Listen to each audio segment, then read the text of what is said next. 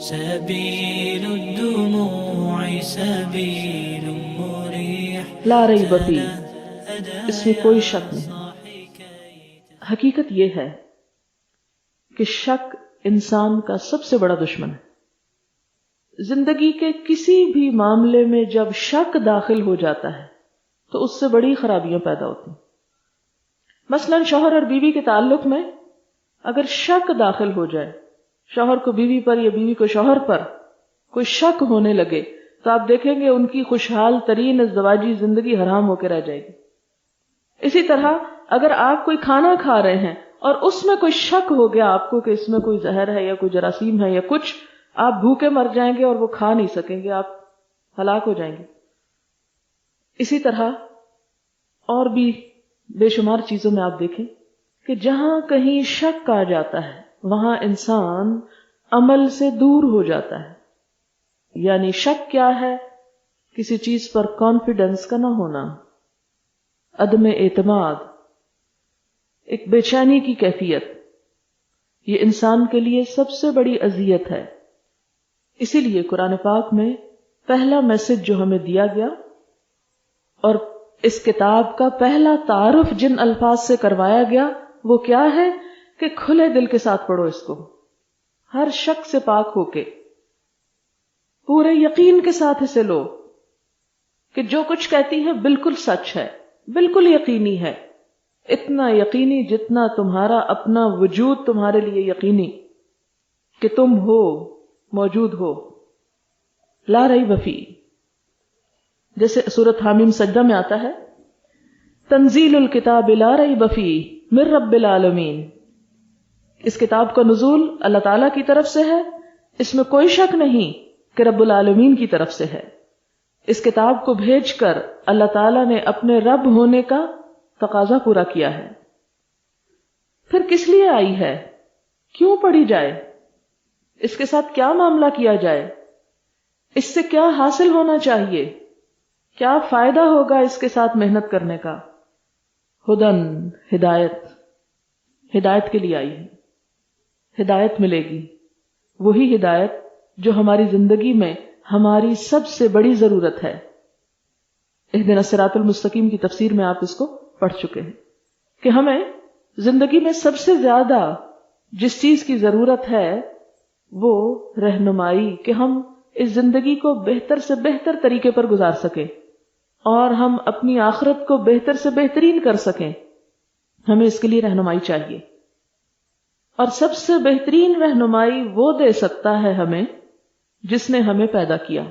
جسے کسی بھی مشین کا انجینئر، اس کا بنانے والا سب سے زیادہ اس سے واقف ہوتا ہے۔ ہمارے بارے میں بھی سب سے زیادہ واقفیت کسی بھی انسان، کسی بھی فلسفر، کسی بھی سائنٹسٹ، کسی بھی ڈاکٹر، کسی بھی اور شخص کو نہیں ہو سکتی جتنی واقفیت ہمارے بارے میں ہمارے خالق کو ہے۔ اس لیے ہمیں انسانوں میں سے کوئی انسان بھی اپنی عقل، اپنے علم، اپنے تجربے، مشاہدے، ان کی بنا پر صحیح طور پر گائیڈ نہیں کر سکتا جتنا کہ وہ جس نے ہمیں پیدا کیا، اور صرف ہمیں نہیں، ہمارے آس پاس کی ساری چیزوں کو۔ مثال کے طور پر کسی بھی مشین کا تصور لائیں ذہن میں، یا کسی گھر کا۔ مثلا میں اور آپ اس چھت کے نیچے بیٹھے ہوئے ہیں، ہم زیادہ سے زیادہ چھت پہ نظر ڈالتے تھے، یہ دیکھتے ہیں اس کا ڈیزائن کیسا ہے، کتنی بڑی ہے، کس رنگ کی ہے، بس اس سے پیچھے تو نہیں جاتے۔ ہم تو نہیں جانتے اس میں سریا کتنا استعمال ہوا، ایسٹیمیٹ ہم نہیں کر سکتے کتنا سیمنٹ استعمال ہوا، اس کے بنانے میں کتنے دن لگے ہوں۔ یہ کون جواب دے سکتا ہے؟ جو اس فن کو جاننے والا ہو۔ اور پھر آپ دیکھیں کہ اگر 4 لوگ ایک فن کو جاننے والے نا، 4، اور ان 4 کو کھڑا کر لیں، ان 4 کے ایسٹیمیٹ، پھر آپ کس کی مانیں کس کی نہ مانیں۔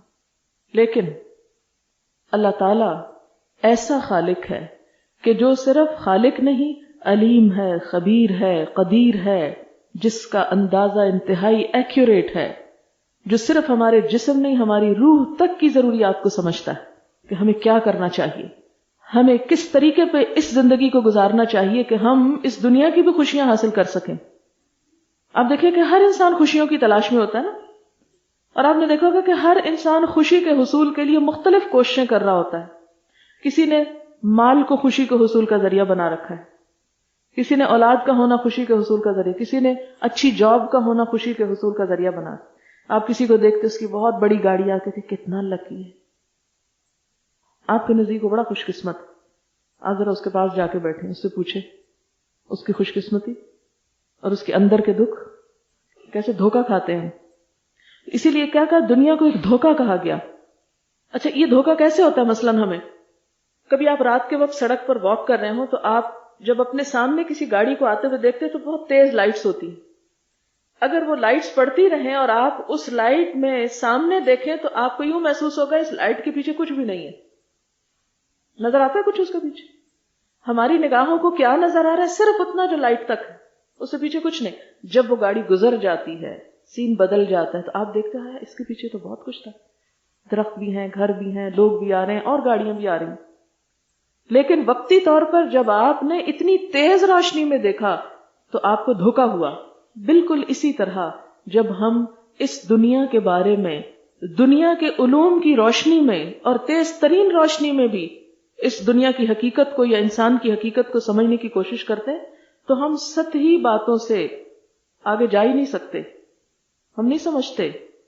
ہم خوشیاں چند چیزوں کو سمجھتے ہیں جبکہ وہ چیزیں خوشی کا سبب نہیں۔ جن کے پاس گھر نہیں وہ کہیں گے ہائے جس کے پاس گھر ہے بڑا خوش قسمت ہے، جن کے بڑے بڑے گھر ہیں جا کے اندر پوچھیں کہ وہ کتنے خوش قسمت ہیں، وہ رو رہے ہوں کہ ہم سے بڑا بدقسمت کوئی نہیں کہ ہمارے بچے ہمارے پاس نہیں۔ چلیں آپ پھر اس وقت سوچیں گے جس کے پاس بچے ہوتے ہیں وہ بڑا خوش قسمت ہوتا ہے، آپ کسی بچوں والے کے پاس چلے جائیں اور وہ کیا کہے گا، اپنے مشکلات ایسی ایسی بتائے گا تو آپ کہیں گے کہ بچوں کا ہونا خوش قسمت ہی نہیں بدقسمت۔ معیار بدلتا جائے گا نا۔ تو خوشی کے، راحت کے، سکون کے وہ معیار جو ہم نے بنا رکھے ہیں وہ دور سے یا سطحی یا وقتی طور پہ تو ہمیں خوشی نظر آتے ہیں، لیکن جب ہم وہ مرحلہ گزر جاتا ہے یا وہ چیز ہمیں مل جاتی ہے بالکل اس گاڑی کی طرح جو گزر جاتی ہے تو پیچھے بھیانک سین کوئی اور نظر آ جاتا ہے۔ تو یہ نظروں کا دھوکہ ہوتا ہے ہمارے۔ لہذا خوشی کا پھر حقیقی معیار کیا ہے؟ خوشی کہاں ہے؟ خوشی کس طرح ملے گی؟ کون دے گا؟ سب سے پہلے جس کا تعارف ہم نے الرحمن سے لیا، یعنی اس نے اپنا پہلا تعارف کیا کروایا؟ یہ نہیں کہا قہار ہے، جبار ہے، کچھ اور نہیں بتایا، کیا تعارف کروایا؟ بسم اللہ الرحمن الرحیم۔ اور دوسرا تعارف الحمدللہ رب العالمین، پھر الرحمن الرحیم۔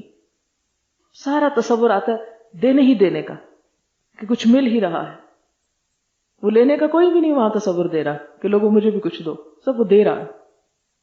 تو جس نے اپنا تعارف الرحمن کے ساتھ کروایا، اور رحمان کے لیے ایک مثال دی گئی کہ 70 ماؤں سے بڑھ کر پیار کرنے والا، رحمت کرنے والا۔ اور رب سے آپ سمجھیں کہ انسان کی تخلیق کو کہ ایک نطفے سے مکمل انسان بنانے والا۔ یہ سارا کچھ کس نے دیا؟ جس رب نے ہمیں دیا وہی ہماری رہنمائی کر رہا ہے۔ لہذا انسان کے لیے خیر خواہ، انسان کی بھلائی چاہنے والا، انسان سے محبت کرنے والا، انسان کو تکلیفوں سے بچانے والا رب کے سوا کوئی نہیں، کیونکہ الحمد سب تعریف اس کے لیے اسی لیے ہے کہ جو وہ کرتا ہے اس جیسا کوئی نہیں۔ لہذا جو ہدایت، جو تعلیم، جو رہنمائی ہماری وہ کرے گا، ایسی رہنمائی کوئی اور کر نہیں سکتا۔ اسی لیے قرآن سے فائدہ اٹھانے کے لیے اپنے ذہن کو ہر چیز سے خالی کر لیں، خالی کر کے بس وہ لیتے جائیں جو رب دے رہا ہے۔ تو یہاں شک و شبہ کو ایک طرف پھینک کر آ جائیں رب کے پاس کہ رب رہنمائی چاہیے، آپ بتائیں مجھے کس طرح رہنا چاہیے۔ تو قرآن ہمیں اس زندگی کے گزارنے کا وہ طریقہ بتاتا ہے جس سے ہم حقیقی خوشیاں حاصل کر سکتے ہیں۔ سبيل الدموع سبيل